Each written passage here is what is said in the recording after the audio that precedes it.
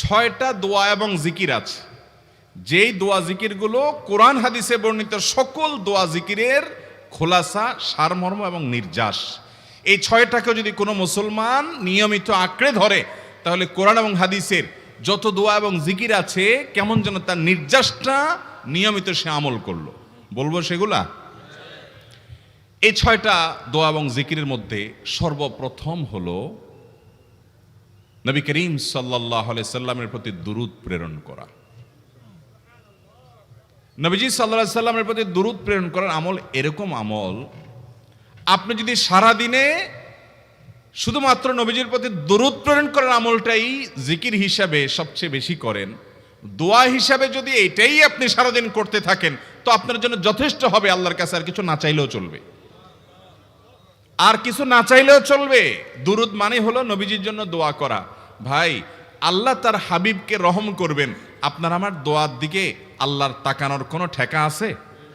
নবীজি কি আমাদের দোয়ার কোনো মুখাপেক্ষী?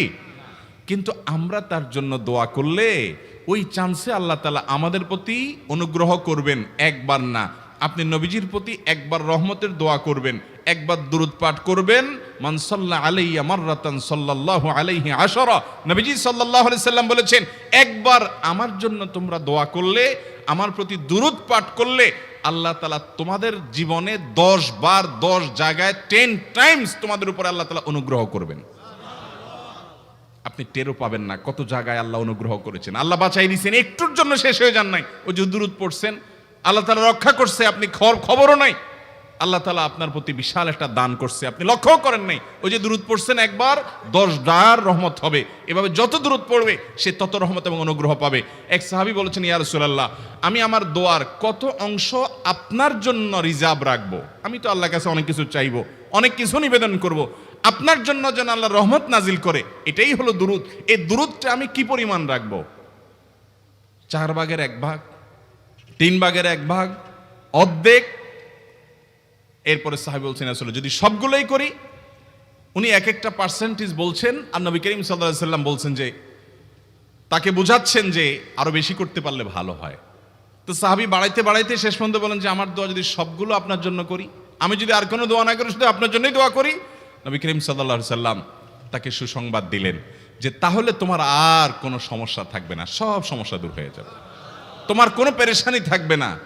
ভাইরা আমার, দুরূদের আমল এমন একটা আমল যে আপনার জীবনে কোনো বিপদ, কোনো মুসিবত, কোনো পেরেশানি, কোনো সমস্যা দেখা দিয়েছে, আপনি যদি দুরূদ পড়তে থাকেন, কোনো কিছু মনে আসছে না, অনেক সময় ছাত্র জিজ্ঞেস করে, ভাই পরীক্ষার হলে পড়া ভুলে গেছি, কি করব? আমি কি? দুরূদ পড়া শুরু করেন। আরবদেরকে দেখা যায় কোনো কিছু ভুলে গেলে তারা বলে আল্লাহুম্মা সাল্লি আলা মুহাম্মদ, আল্লাহুম্মা সাল্লি আলা মুহাম্মদ, এটা শুরু করে তারা। কারণ নবী করিম সাল্লাল্লাহু আলাইহি সাল্লাম এর হাদিস থেকে স্পষ্টভাবে, একটি নয় বহু হাদিস থেকে প্রমাণিত, যে ব্যক্তি দুরূদটা নিয়মিত পাঠ করবে, সালাত আলা নবীটাকে যে ব্যক্তি আঁকড়ে ধরবে, সব সময় তার মুখ থেকে সালাত সালাত সালাম চলতে থাকে, এই ব্যক্তির সকল গুনাহ আল্লাহ মাফ করে দিবেন, সকল পেরেশানি আল্লাহ তাআলা মুক্ত করে দিবেন। ভাইরা আমার, দুরূদের আমলটা এত গুরুত্বপূর্ণ আমল, এটা আমরা করি এখন। অনেকে আছেন যে আনুষ্ঠানিকতা যখন থাকে দুরূদের, মিলাদের, তখন একটু সালাত আলা নবী যেভাবে করেন। আর বাকি অনেকে আছেন যেগুলো করারও কোনো খোঁজ খবর নাই। দুরূদ বেশি বেশি করে পাঠ করবো তো ইনশাআল্লাহ। সবচেয়ে শ্রেষ্ঠ দুরূদ, সবচেয়ে উত্তম দুরূদ হলো দুরূদ ইব্রাহিম, যেটা নামাজে পড়েন। আর সবচেয়ে সংক্ষিপ্ত দুরূদ হলো সাল্লাল্লাহু আলাইহি ওয়াসাল্লাম।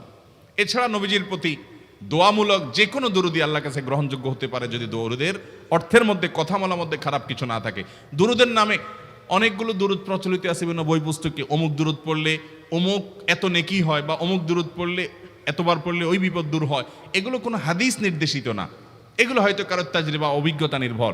কিন্তু হাদিস নির্দেশিত দুরূদ হলো দুরূদ ইব্রাহিম, আর সবচেয়ে সংক্ষিপ্ত দুরূদ হলো সাল্লাল্লাহু আলাইহি সাল্লাম। অর্থের ভিতরে যদি খারাপ কিছু, শিরকের কিছু না থাকে, নবীকে আবার আল্লাহর পর্যায়ে পৌঁছানোর মতো গোমরাহি যদি না থাকে দুরূদের অর্থের মধ্যে, তাহলে যে কোনো দুরূদই আপনি আল্লাহর কাছে পেশ করতে পারেন। তাহলে 6টা দোয়া হলো কোরআন হাদিসের শত শত সহস্র দোয়ার নির্যাস এবং খোলাসা। তার 1 নম্বর হলো দুরূদের আমল।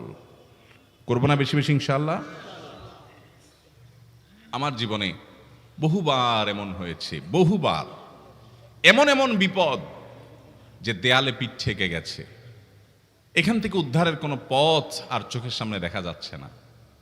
আমি এই আমলটি, এর পাশাপাশি ইস্তেগফারের আমল যেটা দ্বিতীয় নম্বরে বলবো আমি, এই দুটি আমল কন্টিনিউয়াসলি করে গেছে, হরদম প্রতি নিঃশ্বাসে নিঃশ্বাসে, বাস টয়লেটের টাইম বাদে বাকি ফুল টাইম এটা দুরূদ এবং ইস্তেগফার অব্যাহত রাখছি। আল্লাহ তাআলা এমন ভাবে অলৌকিক ভাবে উদ্ধার করেছেন যে আমার কল্পনায়ও আসে না যে এখান থেকে এভাবে হেল্প হতে পারে। ভাইরা আমার অভিজ্ঞতার 2 পয়সার কোনো মূল্য নাই। আমার অভিজ্ঞতা কি আসলো না আসলো এটাতে কিছু আসা যায় নাই। রহমতুল লিল আলামিন আল্লাহর রাসূল আল্লাহর নবী ওয়াদা করেছেন যে আপনার পেরেশানি দূর হবেই হবে ইনশাআল্লাহ। অতএব দুরূদের আমল বেশি বেশি করব না ইনশাআল্লাহ। নাম্বার 2, ইস্তেগফার। ইস্তেগফার ইস্তেগফার এটাও বেশি বেশি করতে হবে, দুরূদও বেশি বেশি করতে হবে। দুরূদের ব্যাপারে নবী করিম সাল্লাল্লাহু আলাইহি সাল্লাম এক হাদিসে বলেছেন, আকসিরু আলাইয়া মিনাস সালাতি মিন ইয়াউমিল জুমআতি ওয়া লাইলাতিল জুমআহ।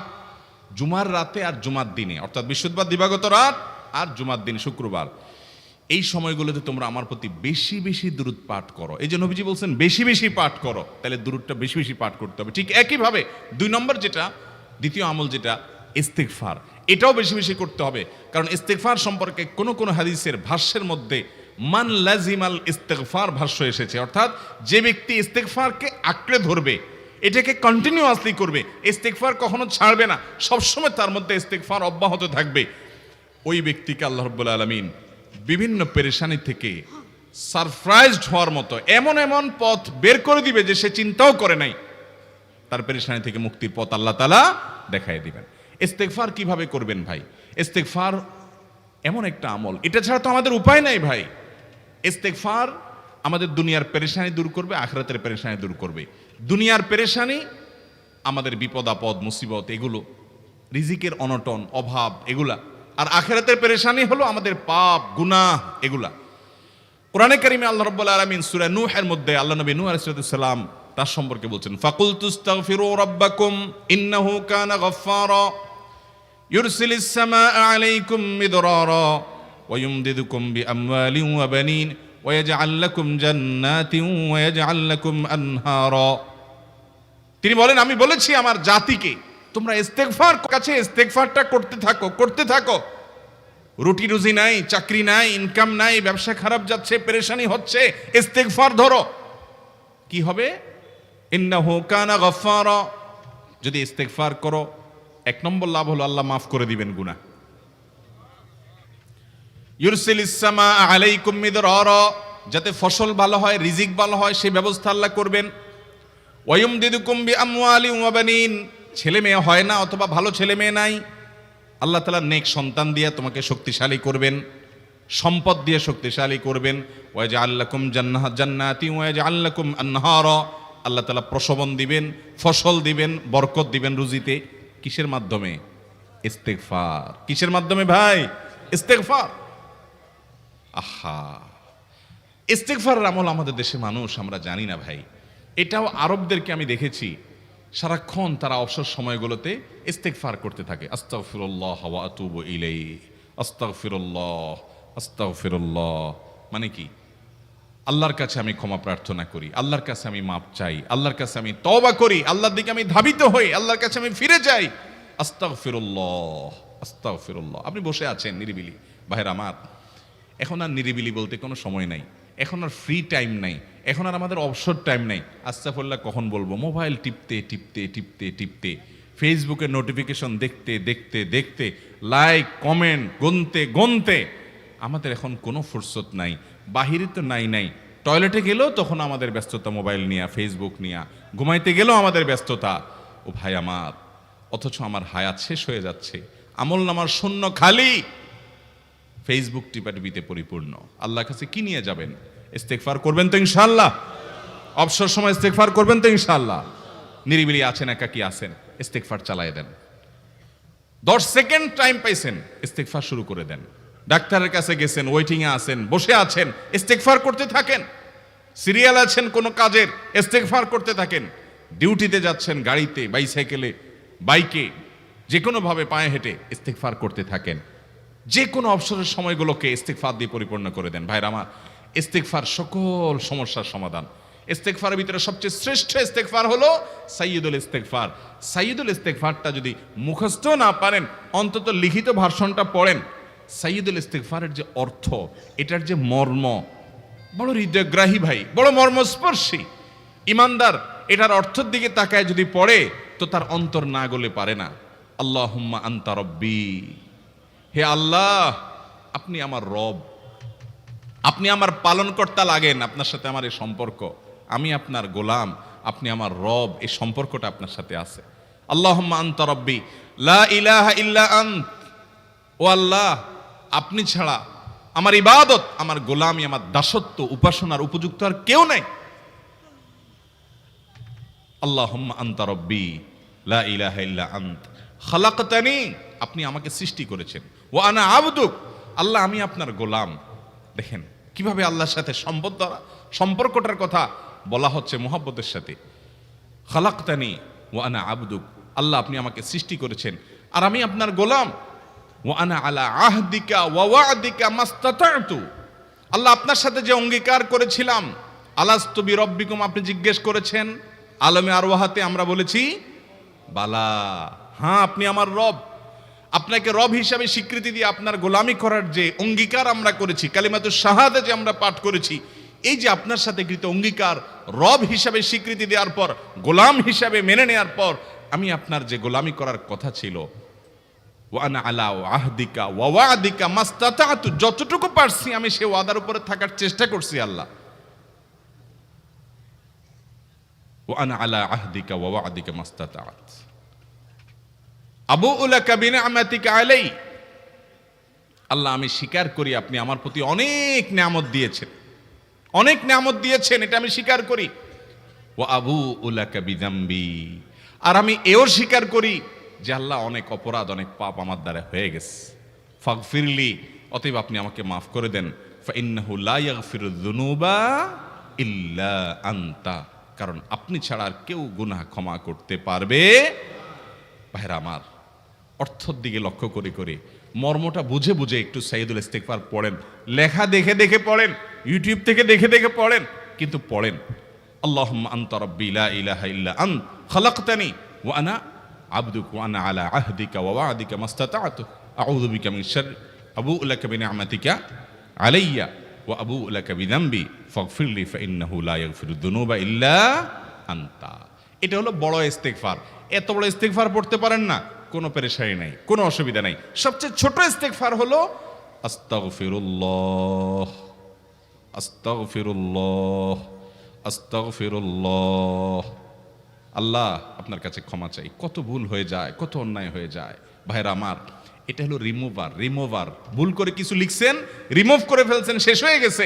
আপনি ঘন ঘন ইস্তিগফার পড়তে থাকেন, অগণিত ভুল হয়, অগণিত ত্রুটি হয়, বারবার ইস্তিগফার এগুলোকে সবগুলোকে শেষ করে দেয়। ভাইরা আমার, নিরাপত্তা এনে দেয়। আল্লাহ কোরআনে কারিমে বলেছেন যে আপনার রব আপনার কওমের প্রতি আযাব নাজিল করবেন না যদি আপনি থাকেন। আর যদি তারা ইস্তিগফারে রত রাখে, তাহলে গণ আযাব আল্লাহর পক্ষ থেকে আসবে। অতএব ভাইরা আমার, ইস্তিগফার বেশি বেশি করতে হবে। 6টা আমল, 6টা জিকির, দোয়া হলো শত শত হাজার দোয়া এবং জিকিরের সান্নিধ্যাসের। দ্বিতীয়টা হলো ইস্তিগফার। চেষ্টা করবো না ইনশাআল্লাহ ইস্তিগফার করার, চলতে ফিরতে আস্তাগফিরুল্লাহ ওয়া আতুবু ইলাইহি, অথবা শুধু আস্তাগফিরুল্লাহ। আরেকটা ইস্তিগফার হাদিসে বর্ণিত, আস্তাগফিরুল্লাহাল্লাযী লা ইলাহা ইল্লা হুয়াল হাইয়ুল কাইয়্যুম ওয়া আতুবু ইলাইহি ওয়া লা হাওলা ওয়া লা কুওয়াতা ইল্লা বিল্লাহ। এটাও ইস্তিগফার। তাহলে একটা বড় ইস্তিগফার, একটা মিডিয়াম, একটা ছোট, যার যেটা সুবিধা হয় এটা পড়েন। বড়টা হলো সাইয়্যিদুল ইস্তিগফার, সবচেয়ে শ্রেষ্ঠ ইস্তিগফার যেটা হাদিসে বর্ণিত হয়েছে। সাইয়্যিদুল ইস্তিগফার নবীজি সকাল সন্ধ্যা পাঠ করতেন, বিভিন্ন সময় পাঠ করতেন, রাতে পাঠ করার কথা বলতেন। সাইয়্যিদুল ইস্তিগফার পাঠ করলে আল্লাহ রাব্বুল আলামিন ওই দিনে, ওই রাতে, ওই ব্যক্তি মারা গেলে তার সব গুনাহ খাতা মাফ করে তাকে জান্নাত দিবেন ইনশাআল্লাহ। অতএব ভাইরা আমার, সাইয়্যিদুল ইস্তিগফার সবচেয়ে বড়, আস্তাগফিরুল্লাহাল্লাযী লা ইলাহা ইল্লা হুয়াল হাইয়ুল কাইয়্যুম ওয়া আতুবু ইলাইহি ওয়া লা হাওলা ওয়া লা কুওয়াতা ইল্লা বিল্লাহ। এটা হলো মাঝারি ধরনের। আর সবচেয়ে ছোট ইস্তিগফার হলো আস্তাগফিরুল্লাহ ওয়া আতুবু ইলাইহি। তাহলে 6 আমলের কয়টা গেল? 2টা। প্রথমটা হলো দুরুদ আর দ্বিতীয়টা হলো ইস্তিগফার। নাম্বার 3, এটা আমাদের বেশিরভাগ মানুষ জীবনে হয়তো শুনেনও নাই, অনেকে হয়তো শুনছেন, আমল করা হয় না।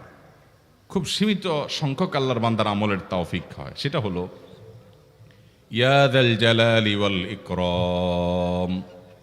এটা একটা জিকির, আল্লাহ তাআলাকে ডাকা, আহ্বান করা, এটাই জিকির। ইয়া যাল জালালি ওয়াল ইকরাম।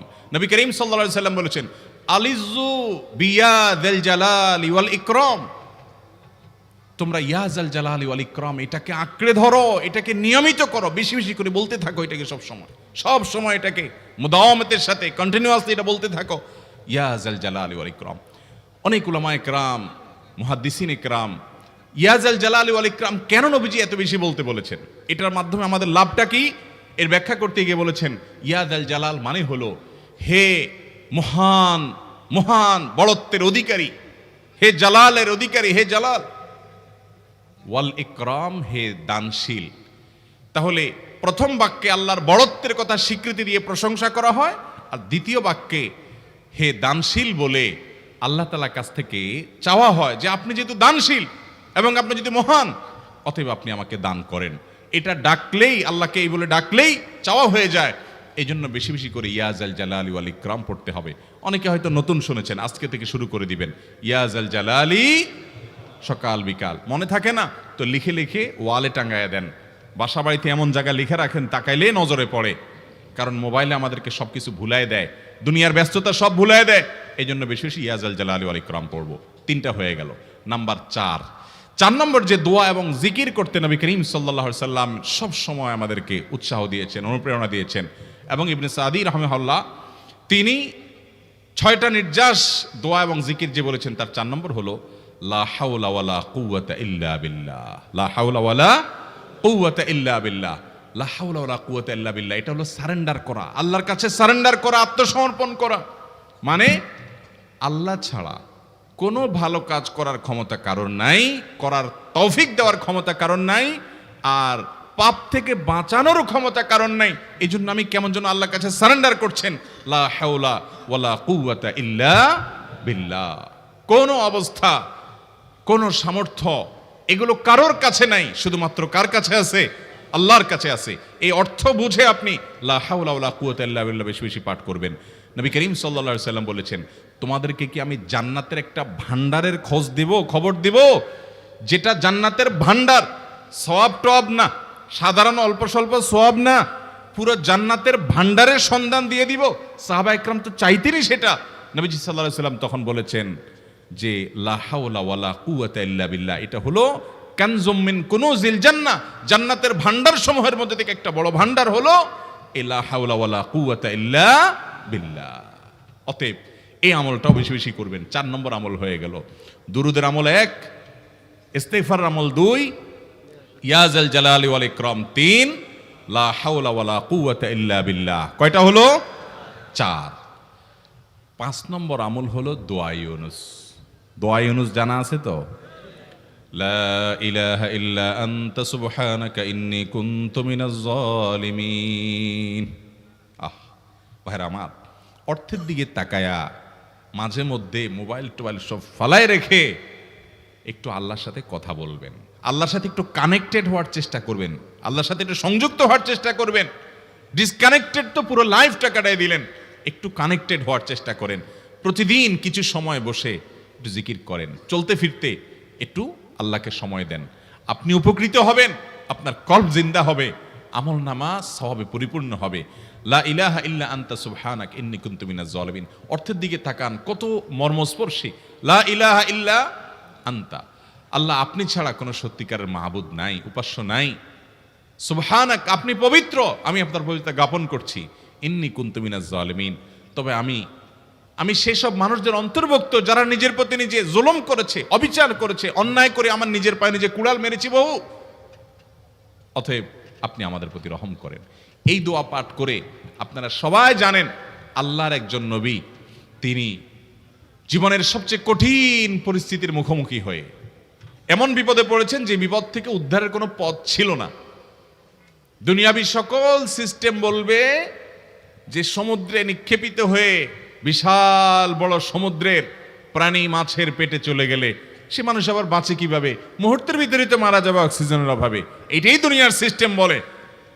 আল্লাহ তাআলা অলৌকিকভাবে, লৌকিক সিস্টেমের ঊর্ধ্বে রেখে আল্লাহ তাআলা তাকে এই বাক্য পাঠ করার কারণে এর মাধ্যমে আল্লাহ তাকে মুক্তি দান করেছেন। এবং আল্লাহ তাআলা এই ঘটনা কোরআনে উল্লেখ করার পর একটা সুসংবাদ বলছেন আমাদের সবার জন্য, বিরাট বড় আনন্দের সংবাদ। আল্লাহ বলেছেন, ওয়াকাযালিকা নুনজিল মুমিনিন। এই বাক্য পাঠ করার পর ইউনূস আলাইহিস সালামকে শুধু রক্ষা করেছেন আল্লাহ, তাই নয়, আল্লাহ বলেছেন একইভাবে তাকে যেরকম রক্ষা করেছি, এই বাক্য যদি কেউ পড়ার মতো পড়ে, হক আদায় করে পড়ে, মনের গভীর থেকে পড়ে, মর্ম উপলব্ধি করে পড়ে, নিয়মিত পড়ে, ওয়াকাযালিকা নুনজিল মুমিনিন, ঈমানদারদেরকে আমি রক্ষা করে দেব এভাবে। আরো শুনবেন, আমাদের প্রিয় নবী সাল্লাল্লাহু আলাইহি ওয়াসাল্লাম বলেছেন, তোমরা আমার ভাই ইউনূস ইবনে মাত্তা যে দোয়া করেছে, ওই দোয়াটাকে তোমরা আঁকড়ে ধরবা, যে কোনো বিপদে আপদে মুসিবতে আল্লাহর কাছে চাইবা। ভাইরা আমার, আমরা বিপদ আপদে পড়লে হুজুরদের কাছে চলে যাই দোয়ার জন্য, অনেকে মাজারে চলে যায়, সেখানে মানত করে, টাকা পয়সা দেয় বিপদ উদ্ধার করার জন্য। কপাল পোড়া জানে না ও কার গোলাম, ও আরশে আজিমের মালিকের গোলাম, তার সাথে ডাইরেক্ট কানেক্টেড হওয়ার সুযোগ আছে, শুধু ইউজ করলেই হয়, সুইচ দিলেই হয়। কপাল পোড়া জানে না, ডানে বামে গিয়ে নিজের আমল বরবাদ করে, ঈমান বরবাদ করে, তাওহীদ নষ্ট করে।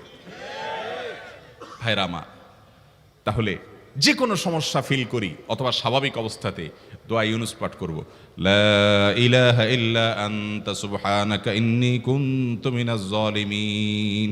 ভাইরা আমার, দুনিয়ার মানুষের কাছে আপনি অপরাধী এটা বললে খারাপ লাগে।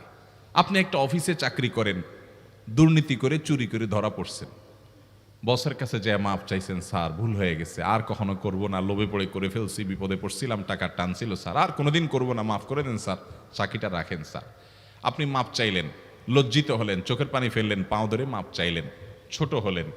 এই ছোট হওয়ার পরে আপনার চাকরি যদি টিকেও যায়, বস যদি আপনাকে মাফ করেও দেন, তারপরেও কি আপনার কাছে ভালো লাগবে? না এত বড় একটা অঘটন ঘটলো, ছোট হলেন, সবার সামনে লজ্জিত হলেন, অনুতপ্ত হলেন, ধরা পড়লেন, মাপ চাইতে হলো, এজন্য আপনার খারাপ লাগবে না?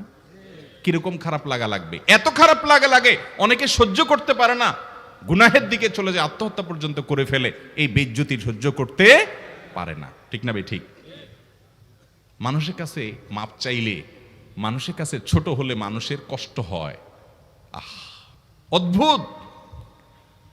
আরশে আজিমের মালিকের কাছে সেজদায় পড়ে চোখের পানি ফেলে যদি স্বীকার করেন, ও মালিক, নামাজ পড়ি নাই, বড় জুলুম করেছি, কাবিরা গুনাহ করেছি, ও মালিক, হারাম জিনিস দেখে ফেলেছি, খারাপ জিনিস শুনে ফেলেছি, পাপ করেছি, অপরাধ করেছি, মালিক, জাহান্নামের যে বিবরণ হাদিসে আসছে, এটা সহ্য করার ক্ষমতা আমার নাই, আপনি আমাকে মাফ করে দেন। এইভাবে যদি আল্লাহর কাছে একটু চোখের পানি ফেলে দোয়া করেন, একটু দোয়া করে দেখেন, আল্লাহর শপথ করে বলছি, আপনার জীবনে সবচেয়ে আনন্দের মুহূর্ত হবে তখন, যেদিন এরকম দোয়া করতে পেরেছেন, চোখের পানি ফেলতে পেরেছেন। দুনিয়ার মানুষের কাছে ছোট হলে মানুষের মনটা সংকীর্ণ হয়, ছোট হয়, মানুষ অপমান বোধ করে, খারাপ লাগে। মালিকের কাছে যদি কেউ মাপ চায়, চোখের পানি ফেলে, ইস্তেগফার করে, ছোট হয়, তাহলে তার অন্তরে আরো আনন্দ অনুভব হয়।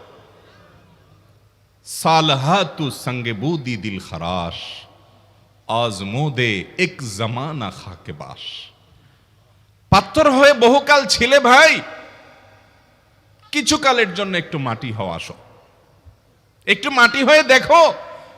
পাথর হয়ে তুমি যতটা আনন্দিত হয়েছো, পুলকিত হয়েছো, পরিতৃপ্ত হয়েছো, আরশে আজিমের মালিকের শপথ করে বলছি, আল্লাহর কাছে মাটি হয়ে, ছোট হয়ে, তুচ্ছ হয়ে, অপমানিত হয়ে, ক্ষমা চেয়ে, ইস্তেগফার করে তুমি যখন লা ইলাহা ইল্লা আনতা সুবহানাকা ইন্নী কুনতু মিনাজ জালিমিন, নিজে পাপ করেছো এটা স্বীকার যখন করবে, তখন আল্লাহ তাআলা শুধু মাফ করবেন না, তোমাকে ঈমানের স্বাদ দিবেন, তুমি সাথে সাথে অন্তরে সেটা অনুভব করবা। ভাইরা আমার, আল্লাহর দিকে ধাবিত হব তো ইনশাআল্লাহ? গুনাহের, পাপের, অপরাধের পথ ছেড়ে আসবো তো ইনশাআল্লাহ? লা ইলাহা ইল্লা আনতা সুবহানাকা ইন্নী কুনতু মিনাজ জালিমিন। কোরআন হাদিসের নির্যাসের 5 নম্বর আমল দোয়া ইউনুস। নবীজি সাল্লাল্লাহু আলাইহি সাল্লাম বলেছেন, আমার ভাই ইউনুস আলাইহিস সালাম তিনি আল্লাহর কাছে এটা পড়ে যেরকম বিপদ থেকে রক্ষা পেয়ে গেছেন, তোমরা আমার ভাই ইউনুস আলাইহিস সালামের দোয়াটা বেশি বেশি পড়বা, ওইটাকে তোমরা আঁকড়ে ধরবা, তোমাদেরকে আল্লাহ তাআলা উদ্ধার করবেন। আল্লাহ কোরআনে ওয়াদা করেছেন, ওয়া কাযালিকা নুনজিল মুমিনিন, এভাবে আমি ঈমানদারদেরকে রক্ষা করব। অতএব ভাইরা আমার, বিপদ আপদে ওই মাজারে দৌড় দিবেন না, হুজুরের কাছে দোয়া চান, এটাতে দোষের কিছু নাই, কিন্তু সবকিছুর আগে আপনি নিজে নিজের মালিকের কাছে চান। আমরা অনেকে দোয়া করি না, কেন করি না? আমরা মনে করি যাই রে, আমি এত গুনাহগার মানুষ, আমার দোয়া কবুল হবে, এই জন্য হুজুরের কাছেই শুধু যায়, যে হুজুর যদি কিছু বলে দেয়। আল্লাহর কাছে ডাইরেক্ট চাইলে যে পাওয়া যাবে, এটা অনেক মুসলমান বিশ্বাস করে না, ভালো করে জানে না। ভাইরা আমার, আল্লাহ কোরআনে বলেছেন, উদউনি আস্তাজিব লাকুম, তোমরা আমার কাছে দোয়া করো, আমি কবুল করব, ওয়াদা করেছেন আল্লাহ তাআলা। আমার রব কি ওয়াদার খেলাফ করে? আমাদের রব ওয়াদার খেলাফ করে? ইন্নাহু লা ইউখলিফুল মিআদ, তিনি ওয়াদার খেলাফ করেন না। তিনি বলেছেন তোমরা দোয়া করো, হালাল বক্ষণ থাকে, যদি হালাল উপার্জন যদি থাকে, শরীরে যদি হারাম যদি না থাকে, শর্ত আদায় করে দোয়া যদি করেন, দোয়া করে আবার হুলস্থুল যদি না করেন, তাড়াহুড়ো যদি না করেন, দোয়া করে আল্লাহর কাছে দরখাস্ত জমা দিয়ে দেন, দুরূদ পাঠ করেন, শর্ত আদায় করে দোয়া করেন, আপনি যত অপরাধী হন, যত গুনাহগার হন, যত পাপিষ্ঠ হন, আল্লাহ আপনার দোয়া কবুল করবে। আচ্ছা ভাই, আমরা যত খারাপ হই, আপনি নামাজ পড়েন না, আপনি ফিল্ম দেখেন, আপনি হারাম জিনিস দেখেন, আপনি অনেক খারাপ কাজ করেন, গালিগালাজ করেন, মানুষের হক মারেন, যত খারাপ আপনি হন, আপনি ইবলিসের চেয়ে বেশি খারাপ হতে পারবেন? ইবলিসের চেয়ে বেশি খারাপ হওয়ার সুযোগ আছে? খারাপের বাপ সে, তার মতো খারাপ তো আপনি চাইলেও হতে পারবেন না, ঠিক না ভাই? ঠিক। আচ্ছা, এই ইবলিস আল্লাহর কাছে দোয়া করছে কখন? এমন সময় যখন আল্লাহ তাকে নির্দেশ করছে সিজদা করো, আদমের সম্মানে। সেই নির্দেশ সে লঙ্ঘন করেছে, ডাইরেক্ট আল্লাহর সামনে সরাসরি লঙ্ঘন, সরাসরি বিদ্রোহ। আপনার সামনে আপনার ছেলে, আপনার কর্মচারী, আপনার কাজের লোক ডাইরেক্ট যদি একটা জিনিস বলে পারবো না, কি পরিমাণ মেজাজ আপনার গরম হবে চিন্তা করেন। অথচ আপনিও মানুষ, সেও মানুষ, আর আল্লাহ হলেন সৃষ্টিকর্তা, এ হলো সৃষ্টি। সে যুক্তি দেখায়, খালাক্তানি মিন নার ওয়া খালাক্তাহু মিন তিন, আমারে আগুন থেকে তৈরি করছেন, তারে মাটি থেকে তৈরি করছেন, আমি কেন তারে সিজদা করব? তর্ক যুক্তি হাজির করে আল্লাহর নির্দেশকে আল্লাহর সামনে লঙ্ঘন করেছে। কত ডেঞ্জারাস সিচুয়েশন বুঝেন, কি পরিমাণ রাগ আল্লাহ রাব্বুল আলামিন হওয়ার কথা। তার তো গুণবাচক নাম শুধু রহমান রহিম না, তার গুণবাচক নাম আছে কি? কাহার, জব্বার। তো আল্লাহ রাব্বুল আলামিনের এই গুণবাচক নামও তো আছে। তিনি তো প্রচন্ড রকমের কাহারের অধিকারী। তো আল্লাহর সামনে ডাইরেক্ট তার আদেশকে লঙ্ঘন করেছে, হঠকারিতা দেখিয়েছে, অহংকার করেছে, দম্ভ দেখিয়েছে, এত বড় বেয়াদবি করেছে। ওই টাইমে আল্লাহ তাআলা তো রাগ হওয়ার কথা।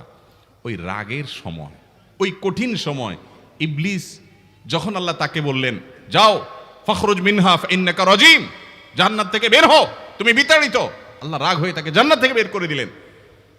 ভাইরা আমার, এই রকম সময় পর্যন্ত ইবলিস দোয়া করে বসছে।